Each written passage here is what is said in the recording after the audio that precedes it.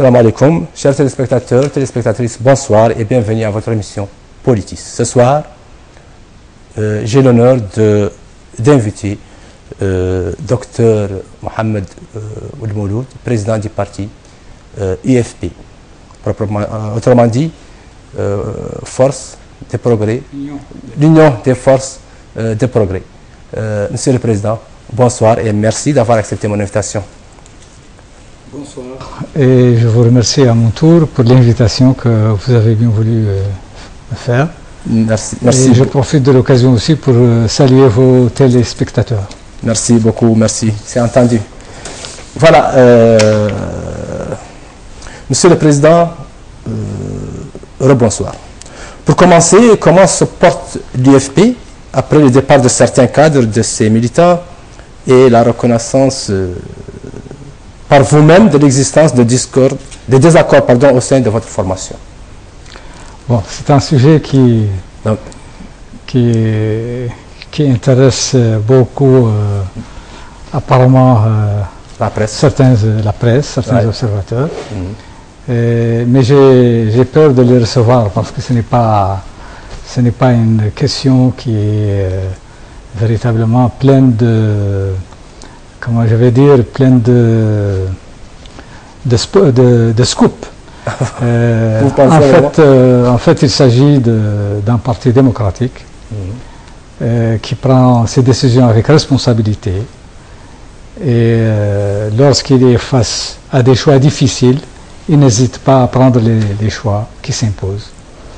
Évidemment, dans des conditions comme celles que nous avons connues lors des élections passées, des élections législatives, le pouvoir nous a imposé d'avoir à choisir entre accepter des élections taillées sur mesure qui visent à les légitimer ou à boycotter et donc se priver de pouvoir reconduire des élus que nous avons pu avoir dans les élections précédentes de haute lutte. Donc c'était un choix très difficile. Bon, nous avons pensé que il y a la priorité de se battre pour que dans ce pays advienne finalement la possibilité de faire une transition démocratique, qu'on ouvre la voie à la possibilité de l'alternance par les urnes et que c'était impossible sans que les règles du jeu soient reprécisées de façon consensuelle. Or, continuer à participer dans des élections imposées par des pouvoirs autoritaires, c'est continuer toujours à reconduire la même situation. Et nous avons fait une grande alliance qui était engagée dans cette voie. Il n'était pas possible pour l'UFP, qui a une tradition d'être toujours à l'avant-garde du combat pour la démocratie et pour la liberté de notre peuple, de se dédire et de provoquer la cassure de l'opposition et de donner au pouvoir sur un plateau d'argent la possibilité de se légitimer et de légitimer un système fondé sur le despotisme. Donc nous avons boycotté. Certains de nos membres du parti ont été relativement choqués par cette décision qui prive le parti de certains sièges, et qui ont un avis contraire par rapport à ce choix difficile. Donc vous comprenez bien qu'il y a eu une secousse au sein du parti, mais le parti a dépassé cela. Et donc, pour le moment, je pense que nous pouvons considérer que nous avons affaire maintenant à de nouveaux choix, à de nouveaux challenges. Nous avons préservé l'unité de l'opposition. Nous avons préservé la légitimité de notre combat pour gagner le changement à travers un processus politique. Et donc cette option ne peut être maintenue qu'en levant haut le drapeau de la combativité, de la lutte. C'est ce que nous faisons. Et au tournant difficile, il est toujours possible que certains camarades, certains compagnons de route ne les comprennent pas ou jugent autrement. Et donc, ça fait partie de l'histoire de la lutte politique. On ne peut jamais éviter ça. Mais l'essentiel, c'est que le parti, dans son ensemble, à part quelques défections, est uni pour s'engager dans la même voie, qui est celle de l'unité dans la lutte contre le despotisme et pour que dans ce pays, on puisse aboutir à une situation démocratique, à une situation qui ouvre la voie au changement, à la tolérance démocratique. Et ça vaut la peine de prendre des risques, de perdre des sièges d'élus, momentanément, c'est certainement momentané. Ah, bien. Donc, c'est-à-dire que vous êtes en train de discuter avec eux pour leur éventuel ou un éventuel retour au syndicat. Les portes du parti sont ouvertes, toujours. Mais que sont-ils devenus? Sont-ils partis opposés? Bon, écoutez, ce n'est pas vraiment... ce qui préoccupe actuellement le parti, c'est plutôt de réussir dans son combat. Et peut-être d'ailleurs, il faut s'intéresser à ce que le parti a gagné. Il a gagné beaucoup plus de gens qui considèrent que la décision était bonne, qui considèrent que ce pouvoir, il faut oser s'opposer à ce pouvoir, il faut oser lui résister, il faut oser rester ferme sur ses positions et ne pas accepter toujours le diktat du pouvoir en place et ne pas accepter chaque fois de se résigner et éviter aussi d'avoir une approche utilitariste, une approche qui vise surtout à avoir quelques sièges, à avoir quelque chose, à avoir une part du gâteau. Ça, c'est une approche qui n'a jamais laissé l'opposition et qui n'a jamais laissé des opposants dans l'histoire donner non seulement donner une crédibilité à leur combat, mais qui les a toujours empêchés d'aboutir à des résultats, effectifs. Parce qu'en cours de route, ils prennent des calculs essentiellement particularistes. Il faut que je trouve ceci, il faut que j'ai un poste, je dois conserver mon poste, je ne peux plus prendre des risques, etc. Et finalement, le combat se dilue et finalement, ils perdent leur crédibilité, ils perdent toutes les chances d'aboutir à leur objectif. L'UFP cherche à se maintenir dans la voie qu'elle a annoncée à tout le peuple par ses déclarations, par ses positions. Elle va rester toujours à l'avant-garde du combat pour gagner la démocratie, pour gagner la liberté pour notre peuple. Très bien. Mais Monsieur le Président, ne sentez-vous pas que boycotter ces élections, précisément, ce qui vous a fait perdre pratiquement une tribune très importante dans laquelle les gens qui suivent les débats parlementaires ont certainement la nostalgie des interventions de Bedreddine, les interventions de Khadija Malek Diallo. C'était important. Bien sûr. Alors. Bien sûr, cette tribune est importante et bien sûr leur intervention, l'opinion publique les regrette. Mais il n'y a pas que ça. Le parti n'est pas un parti. Pour avoir une tribune, surtout, il fait des discours. C'est un parti de combat. Nous avons créé un parti pour le combat, pour le changement. Pas un parti pour parler, surtout pour avoir une tribune où parler. Et ce combat-là, c'est un combat où il faut parfois descendre dans la rue, où il faut parfois faire des pressions, où il faut parfois résister, où il faut parfois dire non, nous refusons. Ça, c'est un combat. Donc, ce n'est pas seulement les discours. Il y a aussi le combat politique. Descendre sur l'arène, faire front. Et si vous ne faites pas front pour défendre les positions que vous posez et les doléances que vous réclamez, et personne ne vous suivra. Parce que vous-même, vous n'êtes pas capable de résister, vous n'êtes pas capable de maintenir vos positions. Vous êtes pratiquement obnubilé par la conservation des acquis. Mais vous allez les perdre, parce que vous perdez votre crédibilité. Et si vous passez tout votre temps à faire des discours au Parlement, des discours dans les chaînes télévisées, ça n'est pas le changement. Étaient en contact direct avec la population, ils recevaient des... Non, mais le changement, ça ne se fait pas par les discours. Il faut amener avec vous les forces, les populations, pour exercer la pression qu'il faut pour opérer le changement.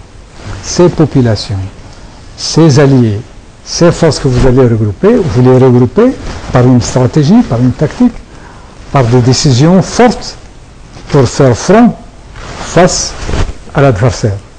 Et donc ce n'est pas une histoire de discours, c'est une histoire de lutte politique concrète. Donc ramenez ça, évidemment, votre discours maintenant vous allez le faire par d'autres voies. Il n'y a pas que le Parlement. Vous allez le faire par... Actuellement, je suis en train de faire tout un exposer notre opinion. Est-ce que votre télévision n'est pas une tribune? Oui, mais nous l'avons voulu. Vous l'avez voulu. Mais le système aujourd'hui, c'est un système de liberté relative de presse, d'audiovisuel. Mais la liberté de l'audiovisuel, ça a été gagné par la lutte. Par une lutte. C'est pas tombé du ciel.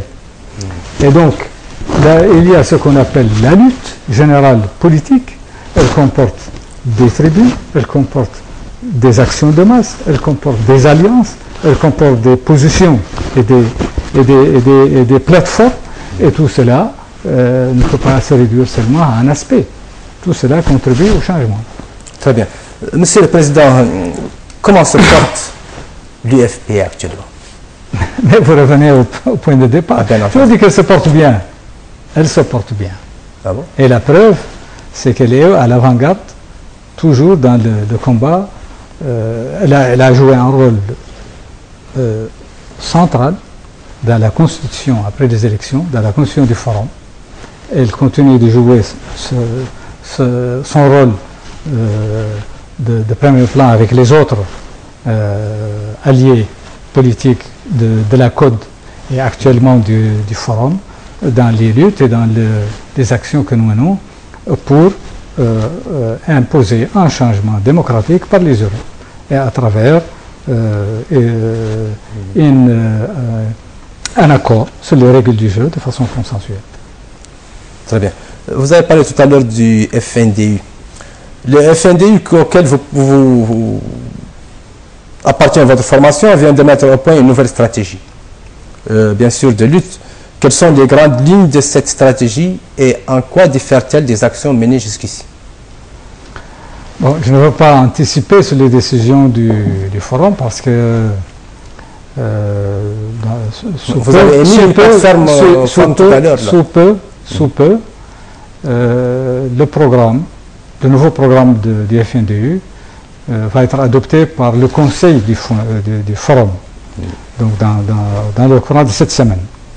Donc avant son adoption, je n'ai pas la responsabilité de l'exposer. Vous avez moins une idée, Monsieur le Président? Non, c'est toujours dans la même ligne du Forum, c'est-à-dire une ligne de lutte et de pression pour qu'il y ait un changement qui ouvre la voie véritablement à l'amorce d'une transition démocratique. C'est-à-dire à ce que on accepte, que le pouvoir actuel accepte que la situation actuelle n'est pas normale. La situation politique actuelle n'est pas normale. Nous avons des institutions élues à travers des élections unilatérales. Donc, il y a un problème de crédibilité, il y a un problème de légitimité. Deuxièmement, vous avez tout un pan de la classe politique qui est exclu du jeu institutionnel, du jeu parlementaire, du jeu au niveau qui est exclu des communes. C'est une situation anormale. Personne ne peut nier que le pays est dans une situation anormale. Tout le monde le reconnaît. Et d'ailleurs, c'est pourquoi les observateurs extérieurs ne manquent pas l'occasion de dire et de conseiller qu'il est bon qu'il y ait une entente, un accord entre l'opposition et le pouvoir. Parce que la situation n'est pas normale. Donc la crise politique. Qu'est-ce qui est la crise politique est là. Oui, et il faut lui trouver une solution. Oui, mais qu'est-ce qui est contre cette approche entre pouvoir et opposition? Qui est contre quoi? Contre cette approche. Cette approche de recherche de compromis. Bien entendu. Eh bien, je vais vous le dire, le forum a toujours été disposé à trouver une formule de sortie de crise, parce que le pays en a besoin. Le pays, quand même, est en face de certains défis qui constituent des menaces pour sa stabilité, son unité, sa sécurité, et en plus du fait que le changement, en raison de la crise économique, sociale, identitaire, enfin tout ce qui s'oppose, est inévitable. Et qu'aujourd'hui, comme hier, nous sommes devant un choix. Ou bien le changement, nous allons nous-mêmes le maîtriser, c'est-à-dire les forces politiques responsables, nous allons les canaliser à travers un dialogue, à travers un compromis, une sortie de crise rationnellement adoptée et qui nous permettent d'ouvrir la voie au changement de façon pacifique. Ou bien le changement va nous échapper et va se faire brutalement, violemment, et engager le pays vers l'inconnu. Il faut être lucide. Nous avons l'exemple de tous les pays qui ont connu des crises politiques. Les choses commencent toujours par une crise politique entre l'opposition et le pouvoir. C'est une histoire d'élection. C'est banal, ce n'est pas grand-chose. Mais parce que on ne lui donne pas la solution, parce que le pouvoir en place considère que j'y suis, j'y reste, et il ne veut pas donc rechercher une solution, la crise s'amplifie, la crise ouvre la voie à d'autres acteurs, et finalement, l'irréparable arrive, c'est-à-dire qu'il y a une rupture, il y a une cassure, et ce qui va suivre, on ne sait pas s'il est contrôlable, ce n'est pas contrôlable, à quoi il ne peut aboutir. Vous avez l'exemple actuellement de la Centrafrique. La crise entre l'opposition et le pouvoir a commencé en 2005. Bozizé a cru qu'en organisant des élections présidentielles en 2005, qu'il a manipulées, il a cru que s'il continue de négliger les réclamations de l'opposition, que cela lui suffit. De toute façon, l'opposition, c'est une opposition politique, elle ne peut rien, donc il a fait la formalité électorale et puis s'en tient là. 2012, il recommence la même chose. Et l'opposition crie, et la crise s'amplifie. Et lui, il croit qu'il a le soutien de l'Occident, que c'est un militaire, qu'il a sa garde tribale, pratiquement, qu'il a aussi certains pays qui le protègent, l'armée tchadienne, etc., qu'il a derrière lui le gouvernement français, donc, et puis il peut disposer des richesses du pays, et finalement, qu'est-ce qui est arrivé? La situation a fini par dégénérer, par pourrir, et finalement, vous avez un outsider, un troisième larron, qui a profité de cette situation, c'est les cas, qui sont venus d'ailleurs et qui ont tout bouleversé, et de fil en aiguille, Centrafrique est dans la situation chaotique que nous voyons aujourd'hui. Donc, que Dieu nous en préserve. Mais ça veut dire qu'il faut avoir une vision. Nous, au niveau du forum, nous, au niveau du FP, nous pensons qu'il faut prendre les devants de la situation.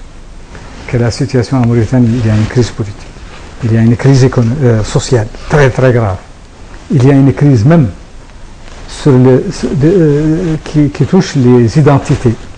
Chacun a une identité aujourd'hui qui l'oppose aux autres identités. Vous savez, le danger des antagonismes identitaires, ce sont eux qui détruisent les pays.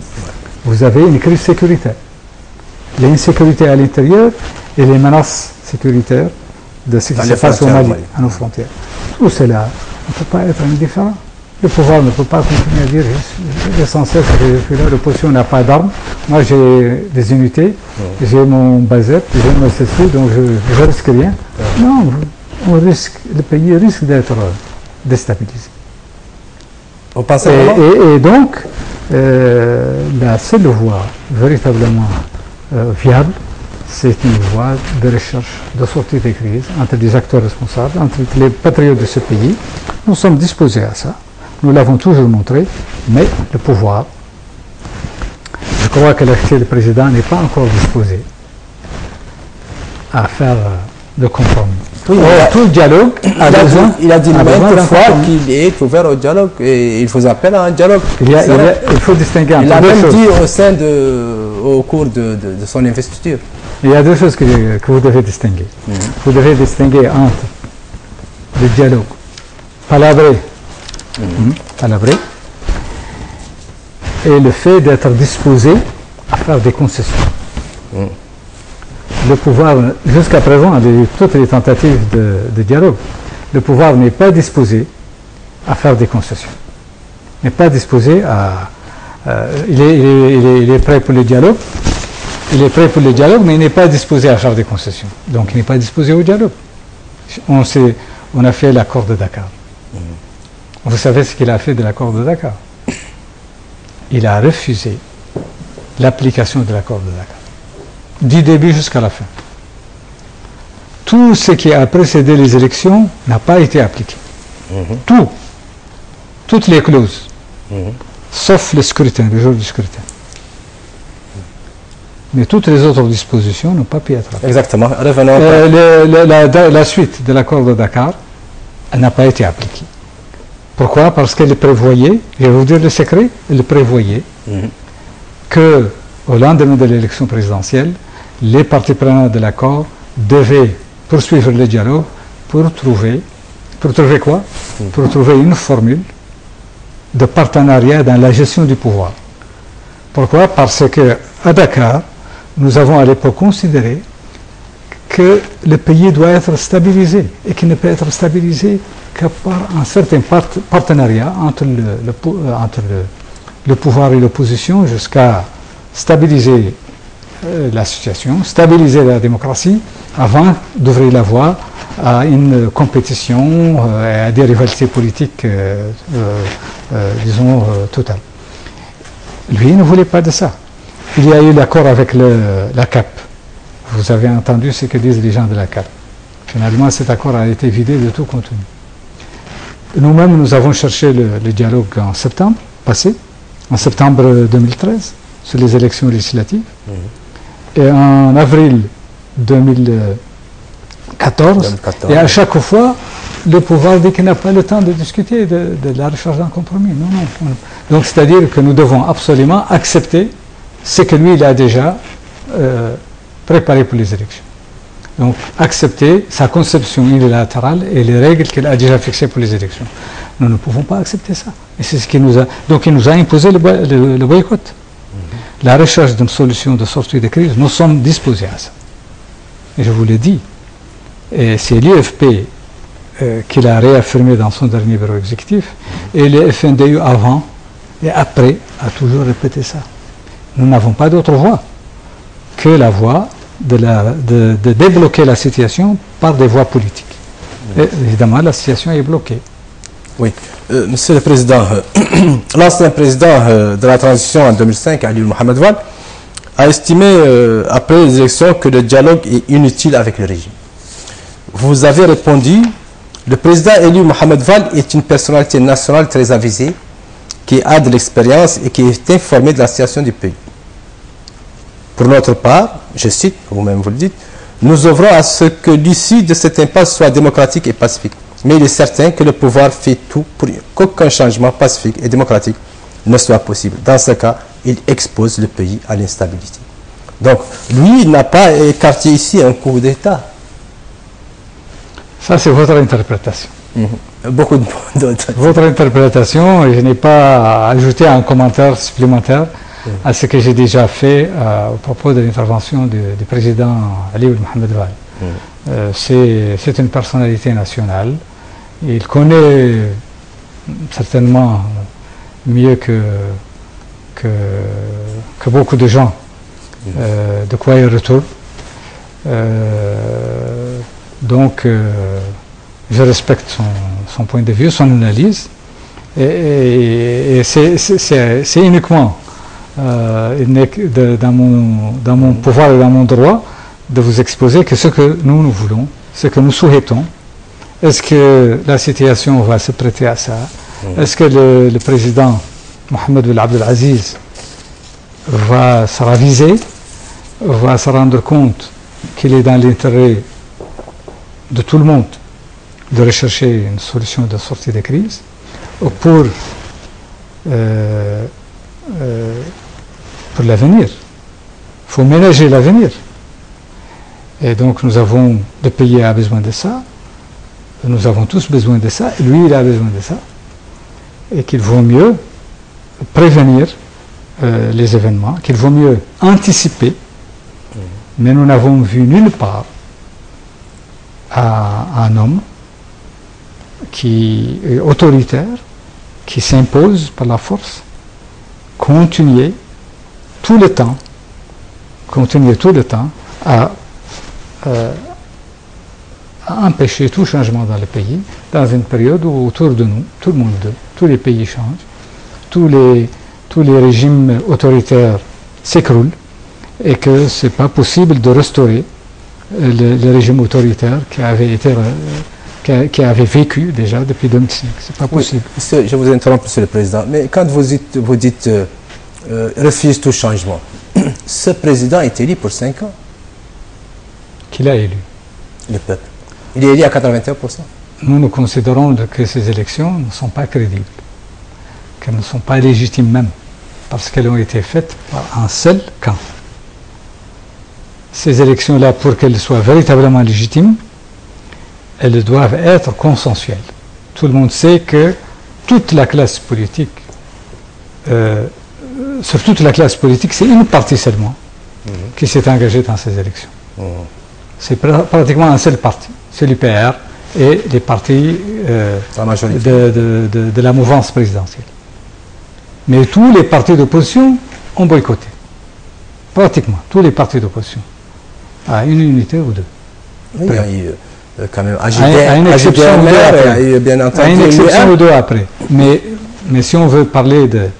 Si on veut donner, disons, un résultat global, on peut dire presque toute l'opposition a boycotté. Et le peuple mauritanien aussi a boycotté ces élections. Donc ces élections sont entachées d'illégitimité. Et ne permettent pas d'asseoir un régime et de le stabiliser. Vous ne pouvez pas imaginer que pendant 5 ans, l'opposition va être exclue du champ politique, du champ légal, du champ parlementaire. Qu'allez-vous faire donc? Non, mais donc, c'est-à-dire que c'est là où il faut se rendre compte de la gravité de la situation que le pouvoir actuel crée. En s'engageant, en imposant au forcing des élections unilatérales, aussi bien municipales, législatives que présidentielles. Il crée une situation déséquilibrée, déséquilibre politique dans le pays, une situation de crise. Ne me demandez pas qu'est-ce que nous allons faire. Demandez-lui comment il peut se maintenir pendant 5 ans sur une situation déséquilibrée comme ça.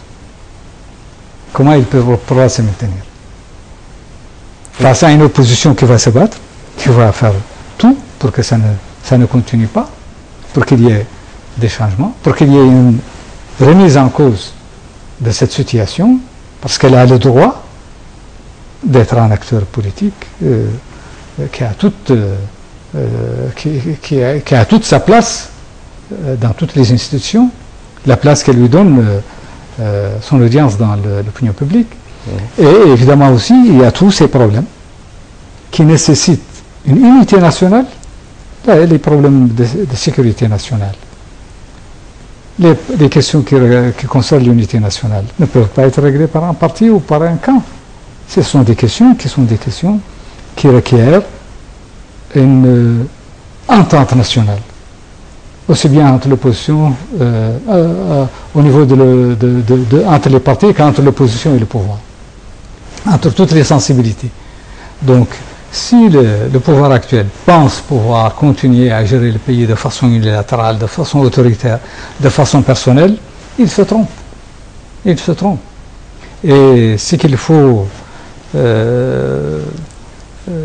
craindre, c'est que ça conduise le pays à une situation justement d'instabilité.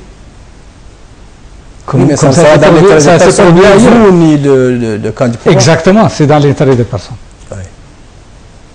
Mais ça veut dire que si ce pouvoir actuellement s'obstine à nous conduire tous vers l'abîme, mais nous devons refuser, nous ne devons pas accepter de le laisser faire.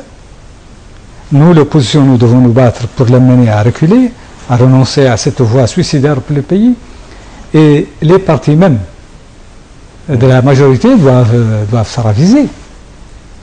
Parce qu'ils ne doivent pas être un troupeau de moutons qu'on conduit à l'abattoir.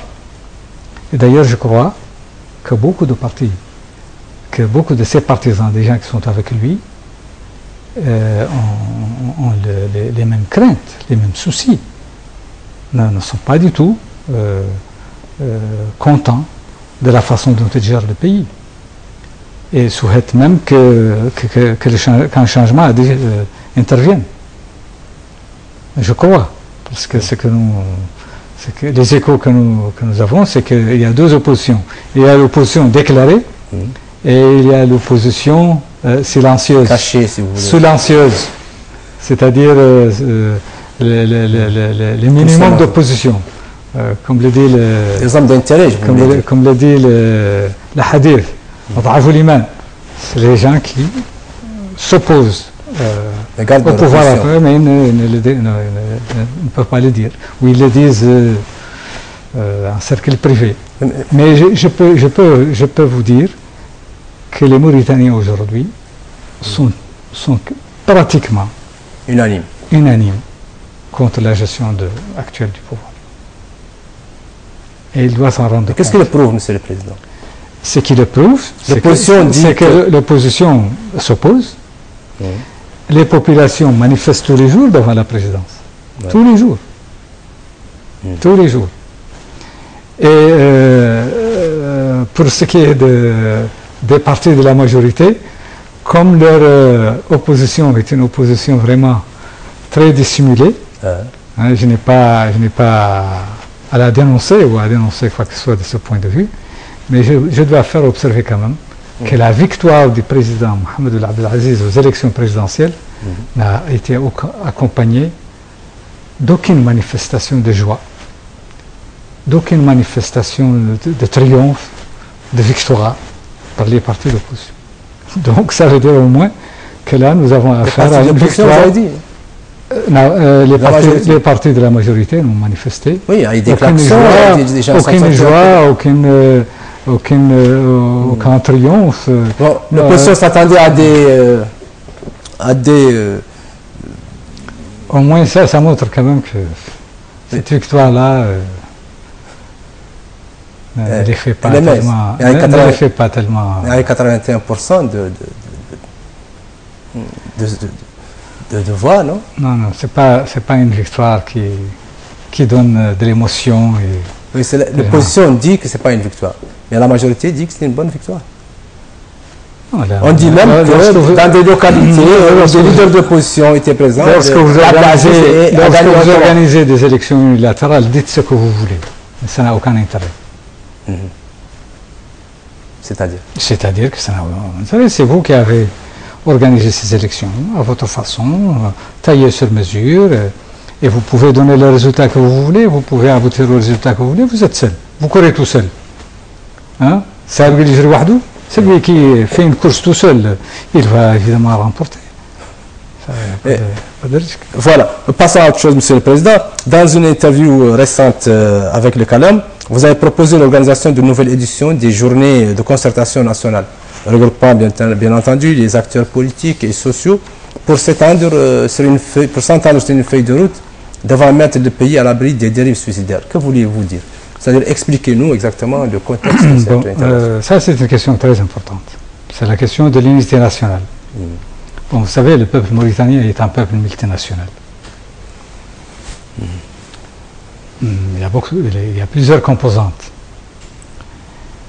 Et si nous ne définissons pas des rapports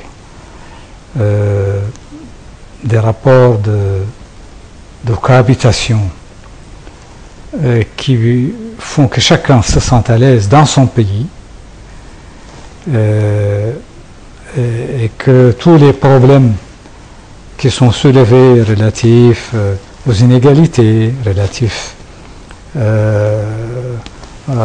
rapport au sentiment de marginalisation, relatifs au passif humanitaire, par exemple, relatifs à des contentieux culturels. Toutes ces questions-là, si nous ne les réglons pas, ou si nous ne trouvons pas, nous ne nous entendons pas sur des approches pour les régler, c'est quelque chose qui met en cause non pas la question du pouvoir, mais la question même de l'unité de notre peuple. Et ça, c'est plus important que la question du pouvoir.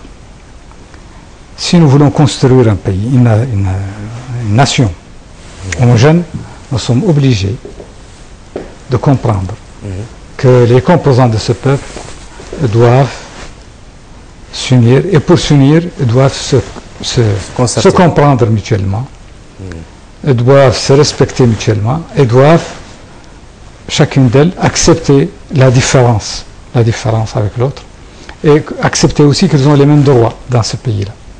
Ils ont les mêmes droits. Or, en raison de facteurs historiques, c'est que parce que la Mauritanie a été héritée, l'État mauritanien a été hérité d'une période coloniale. Donc nous avons hérité une certaine situation, qui est donc le résultat de l'histoire, et qui crée des situations d'inégalité. Et la façon de régler ces problèmes d'inégalité crée l'occasion pour des rivalités et parfois des confrontations. Et donc c'est là où il y a le danger. Lorsqu'on veut régler un problème qui est posé, qui est hérité de l'histoire, mais qui ne peut pas continuer, par exemple la question culturelle. La question culturelle s'est posée parce qu'il y a un héritage colonial. Nous avons l'école coloniale et nous sommes devenus une nation indépendante. Et il y a une communauté majoritaire qui parle l'arabe et qui veut que l'arabe ait sa place.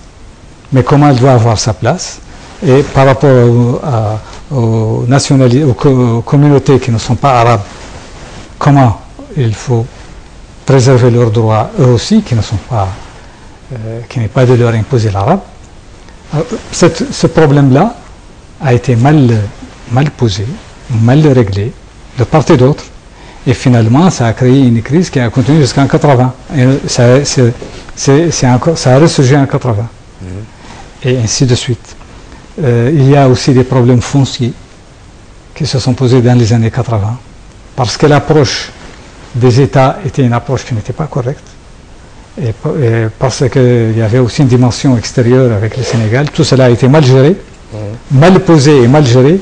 Nous avons eu de graves événements en Mauritanie, à partir de 87, et qui ont eu des prolongements avec les événements de 89.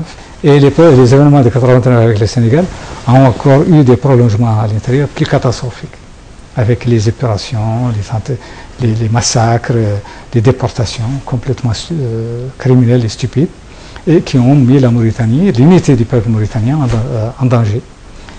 Et c'est extraordinaire que c'est une chance pour la Mauritanie, et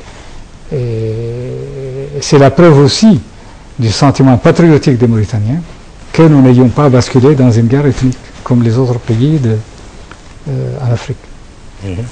Donc, ça c'est un aspect du problème. Maintenant, il y a un problème qui concerne aussi la société maure, la société arabe de Mauritanie. C'est que cette société est une société qui dans le temps a été composée de castes. Et ces castes, il y en a qui ont des privilèges, et il y en a celles qui sont pénalisées par leur statut. Cette société est en train en voie d'extinction, mais les privilèges de certains sont en train d'être reconduits par les régimes, et aussi la pénalisation de ceux qui sont originaires des couches défavorisées dans cette société traditionnelle. Ces pénalisations-là sont en train d'être reconduites. Donc finalement, la société traditionnelle peut disparaître, mais tous ces préjugés sont en train d'être reconduits. Et évidemment, ça crée aussi un autre problème de l'unité de notre peuple. C'est-à-dire la question de l'esclavage. Elle n'est pas réglée correctement. Les régimes qui se sont succédés jusqu'au régime actuel ne cherchent pas à la régler sérieusement.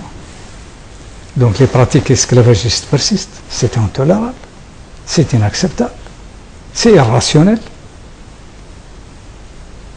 Et on ne peut pas cacher ça, ça existe. Pourquoi le pouvoir actuel ne prend pas des mesures très claires pour faire disparaître là où ça subsiste, de faire disparaître ces pratiques? Pourquoi? Lui qui sait tout ce qui se passe dans une maison, qui écoute tout le monde, il a quand même tous les moyens pour savoir ce qui existe et ce qui n'existe pas. Au lieu de jouer au plus malin avec l'opinion publique étrangère, le problème, la question de l'opinion publique extérieure sur ce plan-là est secondaire par rapport à notre unité, par rapport à notre cohésion. Donc tout cela, toutes ces questions-là, nous avons besoin de les traiter. Mais je me rends compte que de tels problèmes, s'ils ne sont pas posés correctement, ne peuvent pas avoir des solutions justes et viables. Or, il arrive dans les discours, qu'on entende une façon de les poser qui n'est pas correcte. Et donc, il peut aboutir à un résultat contraire à ce qui est recherché. C'est-à-dire, par exemple, l'effet de dire que nous pouvons faire l'économie de régler sérieusement le problème des déportés, le problème du passif humanitaire d'une façon convaincante pour les ayants droit, c'est se tromper soi-même. On ne peut pas. Il n'y aura pas véritablement de dépassement de ce problème que s'il est posé clairement avec les ayants droit et qu'il est réglé. Nous avons commencé à le faire en 2007 lorsqu'il y a eu des journées de concertation. Et une feuille de route a été adoptée par tout le monde. Mais malheureusement, avec le coup d'État, tout ça a été bouleversé. Donc ça, c'est un aspect. L'autre aspect, évidemment, même si on règle le passif humanitaire, la question reste. Comment on va régler le problème des langues? Donc, comment on va régler le problème de la représentation de ces communautés dans les institutions de l'État? Il y en a qui posent par exemple le problème des quotas, le problème de l'autonomie régionale. Ça, ce sont des questions qu'il faut régler. Est-ce que c'est juste de dire on va faire des régions autonomes? Est-ce qu'il est juste de dire on va faire des quotas à la manière du Liban? Et qu'est-ce que ça va donner comme résultat? Donc c'est pour cela qu'il est bon, c'est le sens de mon invitation à tous les principaux acteurs concernés par ce problème-là, c'est-à-dire tous les patriotes en fait, toutes les forces politiques patriotiques, qu'on s'assoie et qu'on discute de ça et qu'on s'entende sur, si vous voulez, une charte de l'unité nationale qui diagnostique la situation, qui identifie les problèmes, qui identifie leurs solutions, qui précise une feuille de route.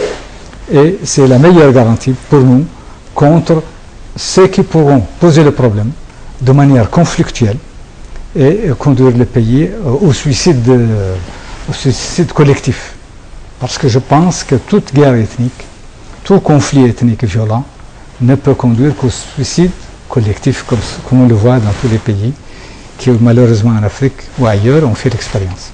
En ce qui concerne la question Haratin, il y a toute une confusion là-dessus aussi, qu'il faut arriver à régler. D'abord, il faut savoir que la question Haratin, ce n'est pas la question de l'esclavage. Il y a une distinction entre la question de l'esclavage et la question Haratin. On aura beau régler le problème de l'esclavage, la question Haratin restera posée. Parce que ça aborde une autre dimension, une dimension sociale, d'une couche sociale marginalisée, traditionnellement marginalisée, dans le cadre de la société, et qui continue d'être marginalisée dans le nouvel ordre social, dit moderne, parce qu'elle occupe une position particulière là-bas. Voilà, toutes ces questions-là aussi méritent d'être discutées et qu'on leur trouve une solution. Oui, mais quelles sont les solutions préconisées par l'opposition?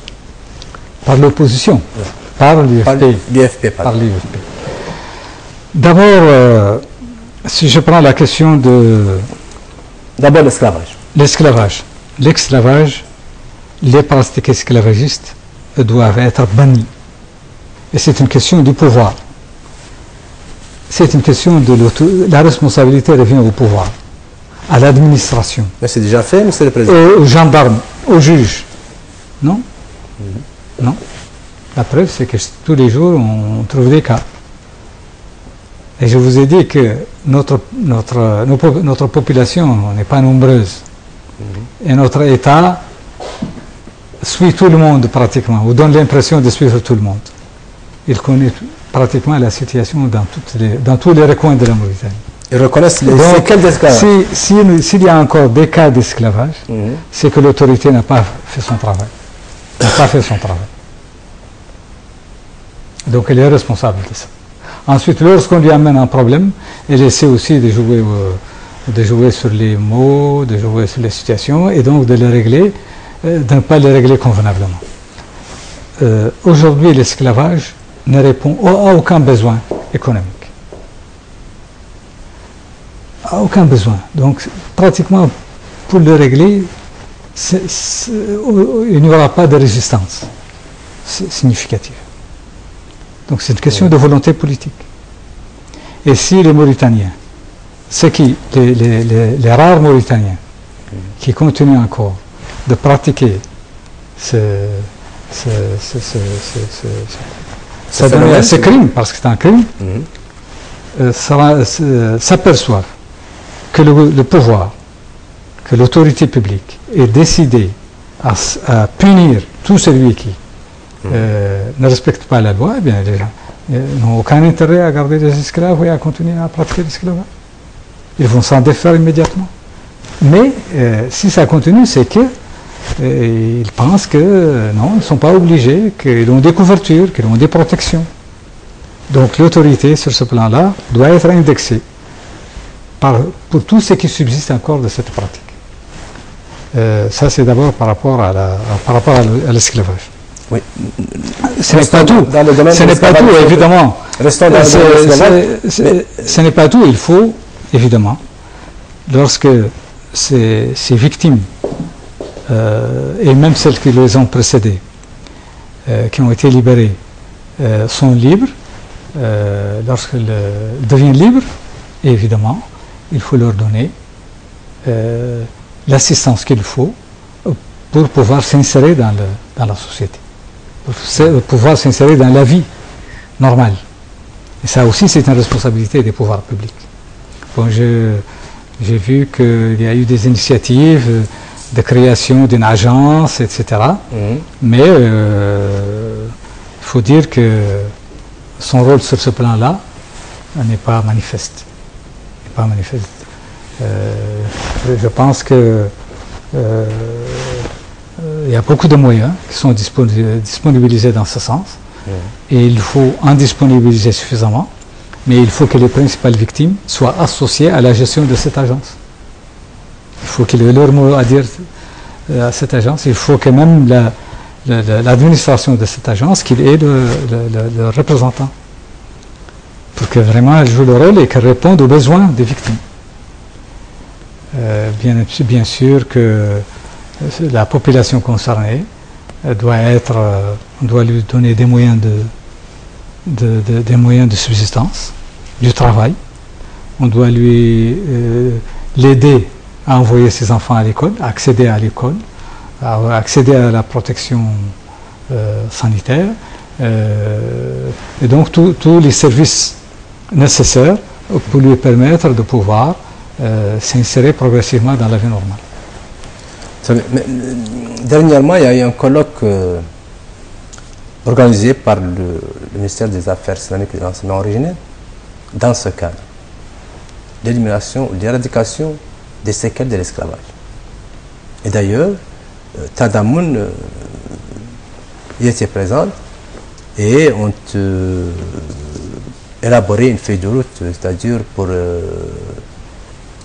construire plusieurs écoles dans les Adouaba, et le ministère des Affaires islamiques aussi interpeller tous les imams érudits de ce pays dans le sens de faire un tour et essayer d'expliquer, d'essayer d'éradiquer l'esclavage.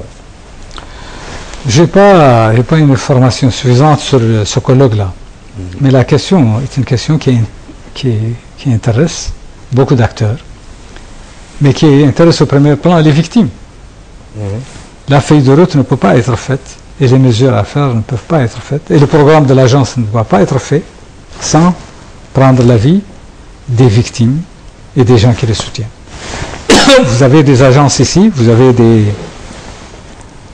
des organisations comme SOS Esclaves, comme l'IRA, comme des associations comme ça, mais vous avez aussi des partis politiques démocratiques, des partis politiques nationaux, des partis politiques patriotiques, qui ont leur mot à dire sur la façon la meilleure pour éradiquer l'esclavage, mais aussi pour accompagner les victimes pour une meilleure insertion, la question de la propriété terrienne, pour ceux qui sont dans les campagnes, la question du travail dans les villes, la question de l'accès aux services de base, tout ça, c'est des questions qui doivent, la feuille de route doit être une feuille de route réalisée par un consensus entre tous les acteurs.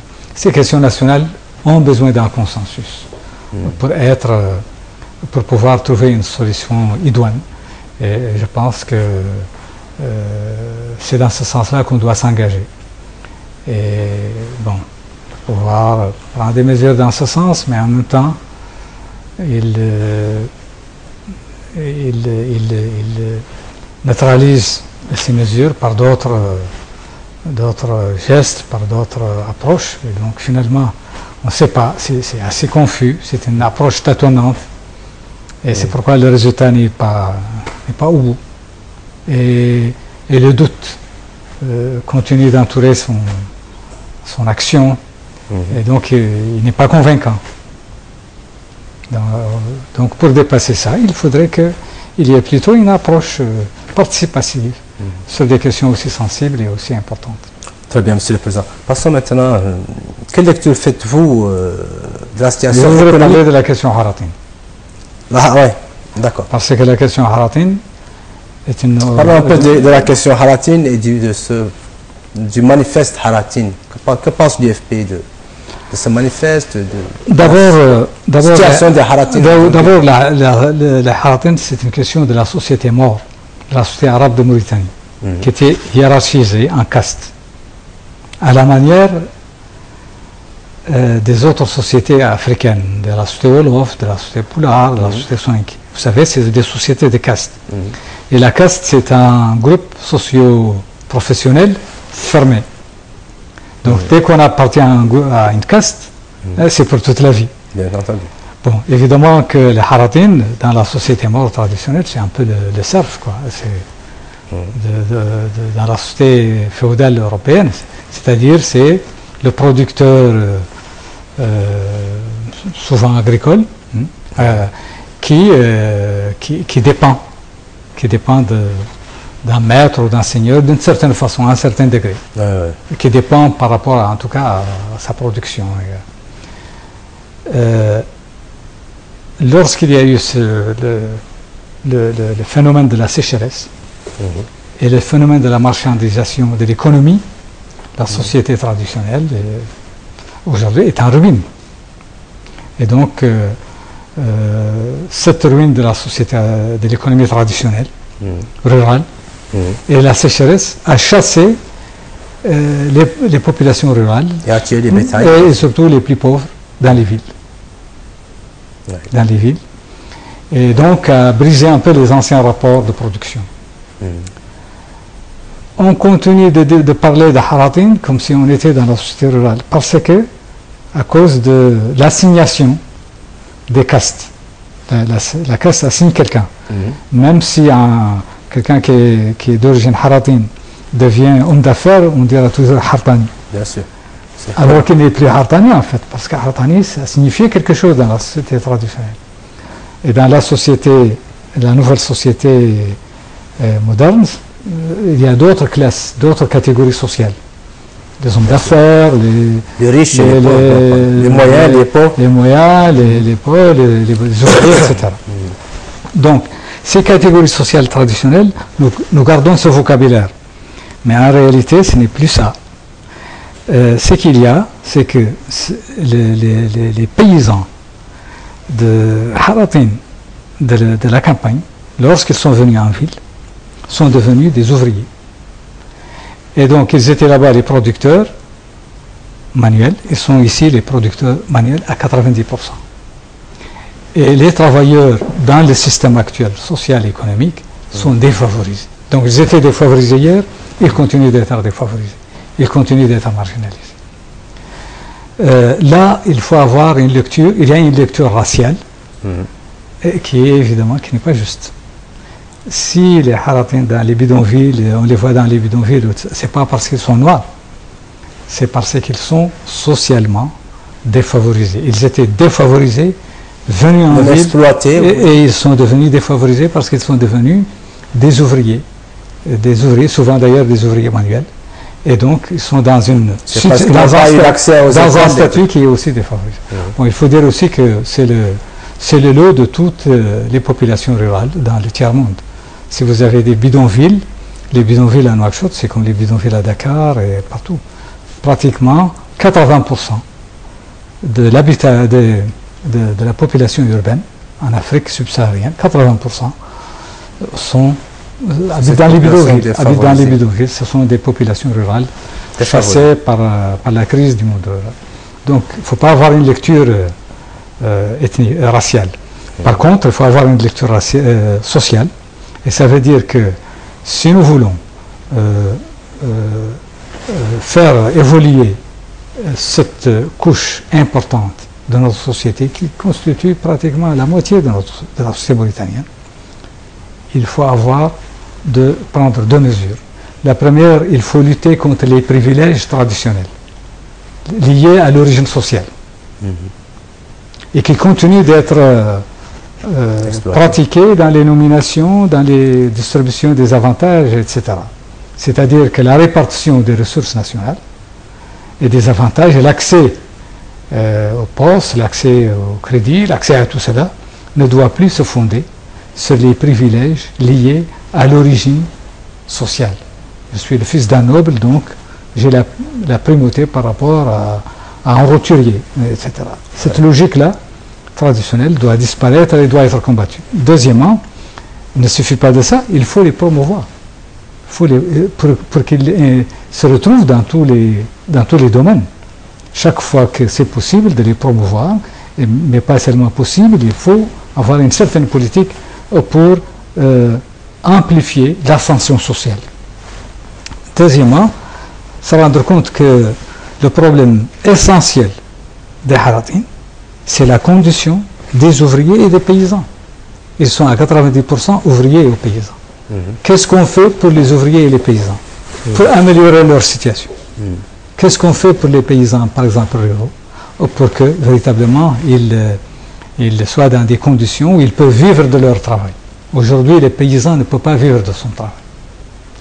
Il y a des entraves encore toujours liées à la propriété terrienne, il y a une bonne partie qui sont exclues de la propriété terrienne, mais vous avez aussi le fait que les conditions climatiques imposent une amélioration du processus de production. Il ne faut pas continuer le paysan ne peut plus vivre avec sa roue là, et le travail de la terre de façon traditionnelle. Et c'est à l'État de lui créer les conditions pour qu'il puisse vivre. C'est ça le sens de notre le dernier festival que nous avons organisé. Je reviendrai tout à l'heure. C'était pour attirer l'attention sur ce problème-là. L'agriculture pluviale, qui est liée à la pluie et de laquelle vivent la majorité des gens, n'est pas prise en considération par les pouvoirs publics, alors que c'est d'elle que vivent la majorité des paysans et la majorité des haratim. Et donc, alors qu'on peut faire pas mal de choses par rapport à ça. Si vous voulez, on reviendra sur ça. Les ouvriers, les travailleurs, les salariés, l'État ne les protège pas. Tous les conflits sociaux actuellement, les principaux conflits sociaux les plus importants, ont pour enjeu quoi? C'est l'application de la loi, l'application du Code du travail. C'est la responsabilité de l'État, au moins ce qui est déjà acquis par les travailleurs, de leur permettre de l'avoir et donc de veiller à l'application du droit du travail, au droit des travailleurs. Donc si vous voulez, les droits syndicaux ne sont pas vraiment pris en considération, les droits des travailleurs ne sont pas pris en considération, et ensuite leurs enfants. Vous allez dans les kebba actuellement. Dans les kebba, les enfants des ouvriers, des populations les plus pauvres ne vont pas à l'école. Et ça les expose à quoi? À aller vers toute forme de déviance. Et ce n'est pas un hasard que certains d'entre eux sont pris par la délinquance, sont pris par la criminalité. C'est parce que les conditions qu'on leur crée, c'est des conditions qui excluent ces enfants-là. La société les exclut. Ils grandissent donc dans une autre société, une contre-société.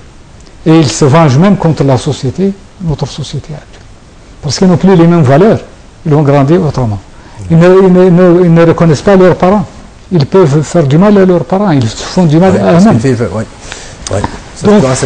Donc tout cela fait que, par exemple, les pouvoirs publics doivent donner la priorité à la scolarisation des enfants des quartiers pauvres, aussi bien en ville que dans les campagnes.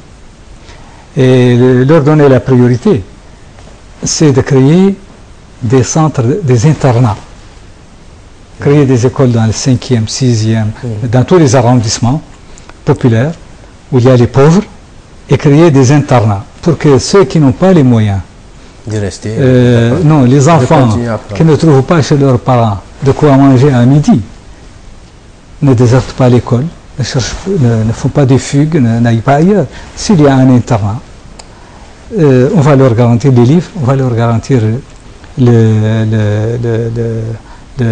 repas, on va leur garantir l'encadrement, et petit à petit, à mon avis, si on fait cette politique, une grande partie des problèmes actuellement qui sont posés va être résolue, et on crée une chance pour cette catégorie de notre population de pouvoir aussi accéder à travers ses enfants à toutes les institutions de l'État et à tous les domaines.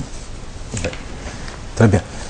Maintenant, revenons un peu à votre dernière visite à Borat. Oui. Pourquoi exactement Borat et pourquoi en cette période exactement?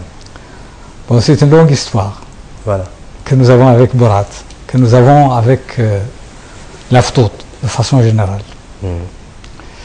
Dans les années 80, et même avant les années 80, en tant que mouvement politique, à l'époque MND, nous nous sommes orientés vers la paysannerie, et particulièrement la paysannerie pauvre en Aftot, pour les encadrer, pour élever leur prise de conscience, pour qu'ils se libèrent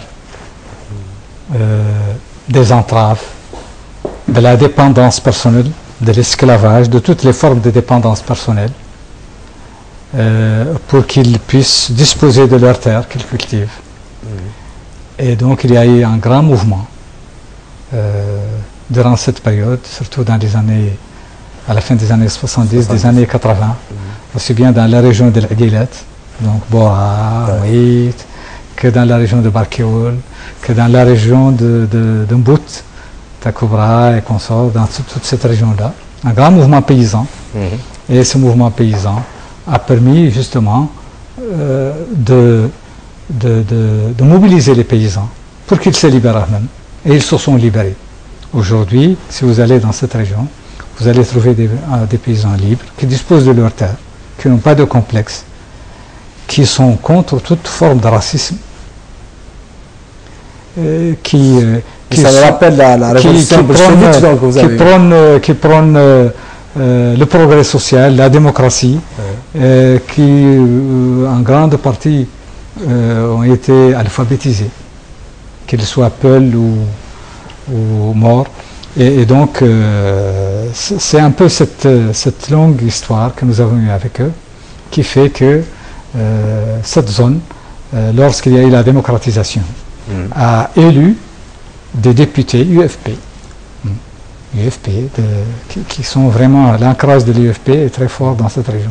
Nous avons pu, dans la période de l'hégémonie absolue du PRDS, nous avons réussi à lui arracher la mairie de Mouit. Et il n'a jamais pu, le PRDS n'a jamais pu nous arracher la mairie de Mouit. Durant toute la période qu'il est resté au pouvoir. Bien qu'il ait utilisé tous les moyens habituels que vous connaissez, l'argent, la corruption, il n'a jamais réussi. Parce que la population de Mouit est une population ferme, consciente. Également, nous avons réussi à lui arracher la mairie de Barkéoul, le chef-lieu du département. C'est un département complètement paysan. Et nous avons aussi réussi à lui arracher la commune de Takobra, dans le département de Mbout, qui est une très grande commune rurale où il y a vraiment des paysans. Donc, cette histoire-là fait que nous sommes très liés aux préoccupations des paysans. Des paysans, surtout les paysans pauvres, les paysans haratim.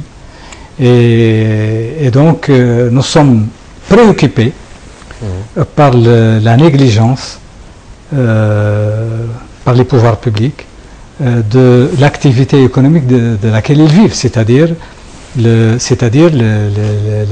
cultures pluviales. L'agriculture pluviale n'est pas prise en considération et nous avons donc voulu, par ce festival, attirer l'attention sur ça, mais avec eux aussi réfléchir sur les voies et moyens de sauver cette agriculture qui est aujourd'hui menacée réellement. Je dois dire d'ailleurs à l'occasion que je suis très étonné du silence du gouvernement, du pouvoir actuel, par rapport à la menace qui pèse aujourd'hui sur la Mauritanie à cause du mauvais hivernage. Tous les autres pays sont en train de prendre des mesures pour anticiper la crise de soudure qui peut se commencer à partir de janvier ou de février, ou peut-être même de décembre, dans certaines zones. Parce que vous savez très bien que dans des régions de Mauritanie, plusieurs régions, il n'y a même pas eu de pluie. Et là où il y a eu de la pluie, c'est vraiment un hivernage médiocre. Donc nous allons devant une épreuve difficile pour nos ruraux, pour nos éleveurs et pour nos ruraux. Comment se fait-il que notre gouvernement est sur une autre planète? Ça ne le préoccupe pas. J'ai passé en revue tous les conseils des ministres récents, depuis le mois de juillet. Aucun d'eux ne parle de cette préoccupation. Et le dernier, celui du 16 octobre, l'hivernage est terminé. Aucun rapport sur la situation pastorale, aucun rapport sur aucune préoccupation du Conseil des ministres sur comment on va faire face à cette situation grave. Et donc on va attendre, comme d'habitude, on va attendre que la période de soudure commence, que les éleveurs commencent à rechercher l'aliment de bétail et tout cela pour se rendre compte qu'il faut l'importer, etc. Et donc finalement il va l'importer dans une période où c'est le médecin après la mort. Et je suis étonné aussi de cela, d'autant plus que le président le chef de l'État, le président actuel, le président de l'Union africaine, en février, était là pour déclarer que l'Afrique considère que l'année 2014 est l'année de l'agriculture et de la sécurité alimentaire. Ouais, et le 29 septembre, à New York, il a encore rappelé ça, qu'il faut soutenir l'agriculture, toute l'attention doit être portée à l'agriculture et à la sécurité alimentaire. Et donc, il est en train de mobiliser le monde pour l'agriculture et pour la sécurité alimentaire, et il oublie ça chez lui. Ça m'étonne, non? Donc, vous nous rappelez quand même de penser un peu à l'agriculture à la Mauritanie. Monsieur le Président, passons à l'économie. Brièvement, quelle lecture faites-vous de la situation économique du pays actuellement? La situation économique, vous avez d'abord ce que dit la Banque mondiale et le Fonds monétaire. Il dit oui, il y a une croissance, mais c'est une croissance qui est fondée surtout sur les secteurs l'industrie extractive, les secteurs miniers. Et c'est les secteurs extravertis, c'est-à-dire la pêche, peut-être les mines. C'est là, les 6%, c'est ça. Or, les revenus de ça, ce qui importe, ce sont les sociétés étrangères, et les revenus qui en résultent, c'est le budget national. Mais ça ne se répercute pas sur le reste de l'économie de façon sensible. Et ça ne se répercute pas sur les conditions de vie de nos populations. Donc c'est une croissance qui profite à une minorité, mais qui ne profite pas à la majorité du peuple mauritanien. Et je dois dire que par rapport à ça, le Fonds monétaire et la Banque mondiale, je les cite parce que le pouvoir passe tout son temps à nous dire la Banque mondiale m'a dit, etc. Si on se réfère à le document, ils disent qu'il y a deux problèmes. Il y a une très mauvaise répartition de cette croissance de la richesse. Très mauvaise, n'est pas bien répartie. Et c'est vrai, d'ailleurs, on le voit. La majorité aujourd'hui du peuple mauritanien vit une situation de précarité, vit dans la précarité. Les pauvres sont devenus encore plus pauvres, dans une plus grande détresse, et ceux qui n'étaient pas pauvres sont devenus pauvres. Et ceux qui ont quelque chose aujourd'hui, qu'ils soient petits commerçants, hommes d'affaires ou autres, sont dans l'incertitude du lendemain. Ils ne savent pas s'ils ne vont pas fermer boutique demain. Donc c'est une situation très grave que vivent les Mauritaniens. Très très grave. Et pratiquement l'écrasante majorité des Mauritaniens. De toutes les couches. Donc l'économie, les grands équilibres économiques, on peut dire, bon voilà, les grands indicateurs sont bons, etc. Mais la réalité, ce qui est important, c'est ce qu'aux Nations Unies on appelle l'indice du développement humain, c'est-à-dire l'économie qui profite à l'homme. Eh bien ça, nous en sommes très loin aujourd'hui.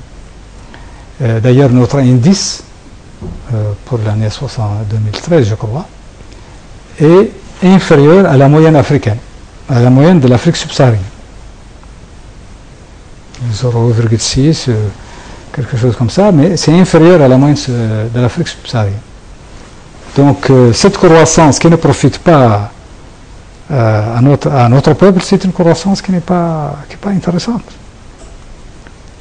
Et ça pose le problème donc de la gravité de la crise sociale. Et cette crise sociale est explosive. Nous avons parlé des risques d'explosion liés aux questions ethniques, aux questions identitaires, etc. Mais la question sociale aussi est là. Elle est grosse aussi d'explosion. Parce qu'on ne peut pas continuer à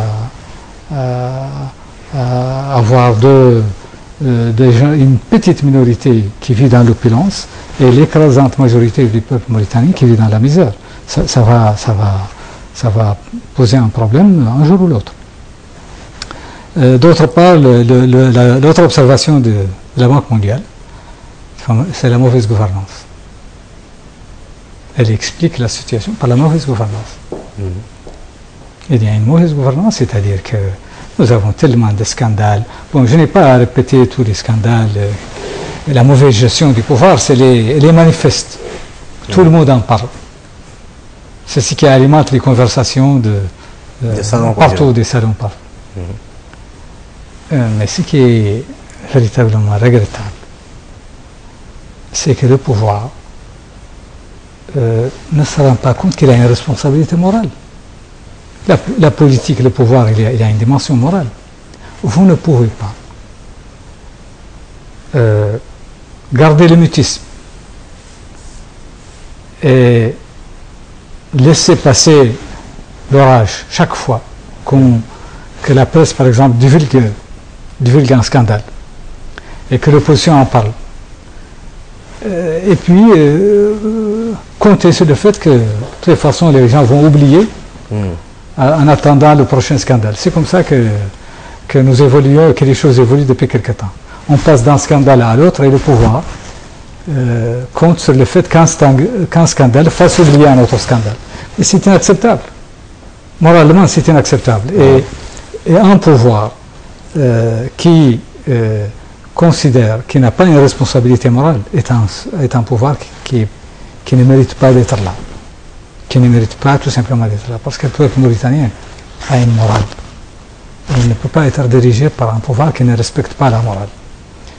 Il n'est pas permis qu'il y ait des détournements, qu'il y ait de la mauvaise gestion, qu'il y ait de la dilapidation des biens publics, et que ce soit révélé, et que le pouvoir ne se préoccupe pas, n'ordonne même pas une enquête, ne jette même pas la lumière, n'éclaire pas l'opinion. Peut-être que ce qui est dit n'est pas vrai, mais alors expliquer. Et c'est le fait de ne pas organiser des enquêtes sur les graves violations qui concernent des milliards, et ensuite nous vendre à l'opinion publique des détournements qui concernent des millions, une dizaine de millions, une centaine de millions, alors que les milliards sont dilapidés. Nous, à l'opposition, nous avons dénoncé l'affaire de l'aéroport, et nous avons dénoncé le fait que la CNIL soit contrainte de donner 15 milliards à cet aéroport. Est-ce que nous avons raison? Est-ce que nous avons tort? Est-ce que c'est vrai? Est-ce que c'est faux? Pourquoi il n'y a pas une enquête? Les parlementaires ont posé ça. La société chinoise là de Polyandong.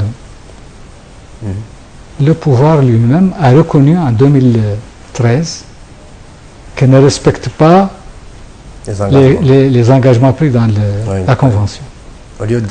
Et il a fait beaucoup de bruit sur ça. Et puis subitement, c'est le silence.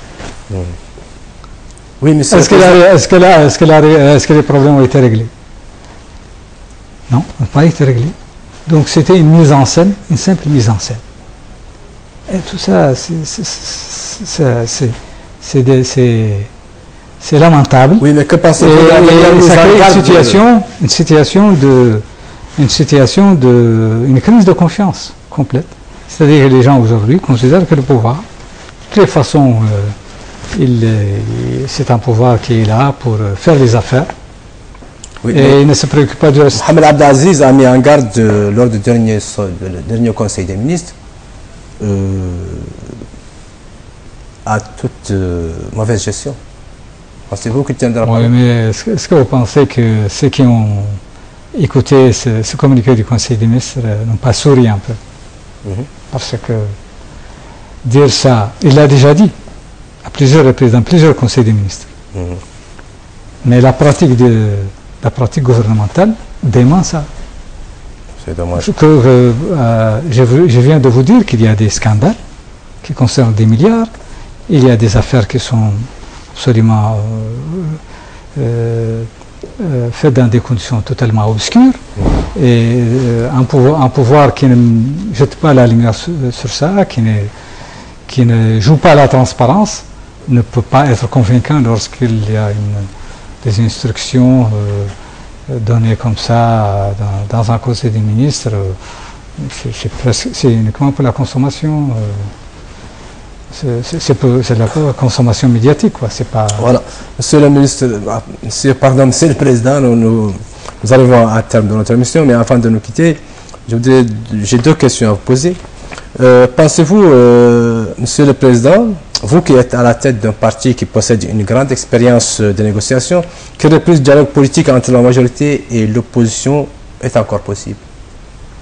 Bien sûr. Et alliez-vous travailler pour ça pendant... Bien sûr que c'est possible, parce que nous sommes là, nous sommes une opposition, le pouvoir est là, nous avons un contentieux, qu'est-ce qui nous empêche de chercher à le régler? Et quel autre choix nous avons que de chercher à le régler? Non. Le seul obstacle qui peut l'empêcher, c'est que l'une des parties ne veuille pas aboutir à une solution, à une sortie de crise. C'est ça, ce qui peut véritablement empêcher cela. Oui, pourquoi? Et en tout cas, ce n'est pas la partie qui est la nôtre. Nous cherchons une solution de sortie de crise. Nous voulons faire en sorte que notre pays dépasse cette impasse. Non.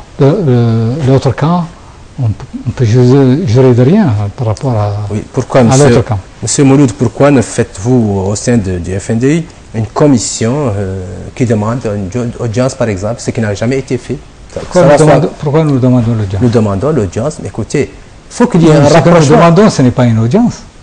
Nous demandons un partenaire qui soit prêt à rechercher avec nous une solution de sortie de crise. Non. Nous ne demandons pas à rencontrer quelqu'un ou à discuter avec quelqu'un. C'est pas ça, ça n'a aucun intérêt de se rencontrer pour se rencontrer ou de bavarder pour bavarder. Non. Nous voulons que l'autre partie manifeste mais pourquoi c'est sa disponibilité pour rechercher une solution de crise. Nous l'avons manifesté. Nous l'avons manifesté, nous avons déclaré, etc. Donc, oui, mais une commission, audience avec le Premier ministre... Mais pourquoi vous ne posez pas la question à ceux qui ont le pouvoir et qui détiennent et qui nous ont marginalisés et qui nous ont exclus?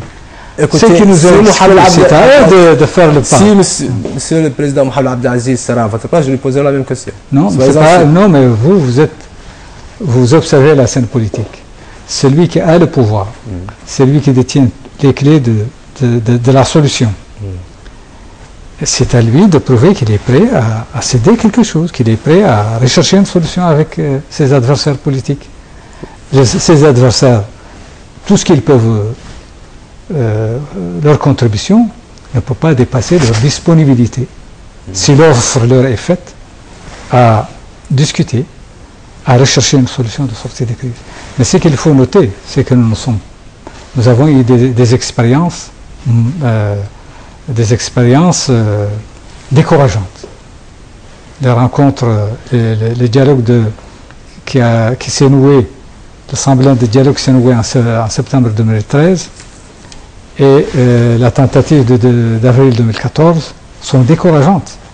Parce qu'à chaque fois, on commence avec un grand de pompe, un dialogue, palais des congrès et tout cela, et ça ramène à une manifestation médiatique. Oui. Que le pouvoir utilise, alors qu'il n'est pas prêt à aller au fond des choses et à chercher une vraie solution de sortie de crise. Mais si jamais il est disposé, nous sommes prêts. Très bien. On m'a fait signe que notre temps, le temps imparti pour cette émission prend fin, mais je voudrais que vous me répondiez très brièvement sur cette dernière question. On parle dans les coulisses du pouvoir d'une éventuelle dissolution de l'Assemblée nationale et de l'organisation d'élections municipales et législatives anticipées. Pensez-vous qu'un tel scénario est de nature à apaiser les climats politiques qui prévoient en Mauritanie? Brièvement, Monsieur le Président. Je pense que nous sommes prêts à discuter de toutes les propositions qui visent réellement à apporter une solution à la crise politique actuelle. Nous avons notre opinion, mais l'autre partie, nous savons aussi qu'elle a la leur, et si elle a des propositions pour la sortie des crises, nous sommes prêts à en discuter. Très bien. Voilà, chers téléspectatrices, téléspectateurs, c'est la fin de cette émission. Je vous remercie d'avoir suivi. Je remercie vivement Shannan et Sidi Mohamed, mais aussi je remercie mon honorable invité, Dr Mohamed Oulmoud, président de l'Union des forces. À mon tour, je vous remercie. Merci beaucoup. Et au revoir, à la semaine prochaine. Merci.